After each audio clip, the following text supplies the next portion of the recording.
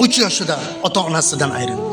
Ota-onasini so'nggi manzilga kuzatgandan keyin hayotda ne azoblarni ko'rib, ne azoblarga bardosh berib yurgan qizni eshitganmisiz? Eshitmagan bo'lsangiz, eshitingni sizga aytib beraman. U qiz turmushga chiqqandan keyin turmush o'rtog'idan bir marta shirin so'z eshitmagan. Shunaqasini eshitganmisiz? Eshiting unda. Bu ham yetmaganday turmush o'rtog'i javobini berib, bir yetim insonga zulm qilib tug'ilgan farzandini yerga ko'mgan ayolni eshitganmisiz? Eshiting, eshitmagan bo'lsangiz.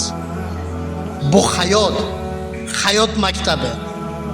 Kimni qilsang xor, o'shanga bo'lasan zor. Yetim hech qachon yetimni inson emassan deb o'ylamang. Yetimni uvoli, yetimni gunohi, yetimni dodi, yetimni ohi shunchalik uradi, ko'ri gumroh bo'lasiz. Shu ayol menga yozdi, shu gaplarni aytdi, ko'zim jiqqa yoshga to'ldi. Ishonasizmi? Shu darajada beinsof erkaklar borki, men tushunmayman.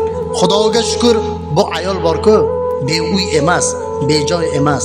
Lekin hozir sizlardan bir iltimos qilaman, bir o'tinaman. Shu ayolni bolasi Banisada. Shu uchun bir duo qilinglar. Eson-omon farzandini qo'liga yana qaytarib olsin. 13 yoshli farzandi Banisada. Iltimos bir yaxshi duo qilib shu videoni keng tarqatinglar. Ba'zi birlarga insof kirsin, tavfiq kirsin, yetimga ozor bermasin.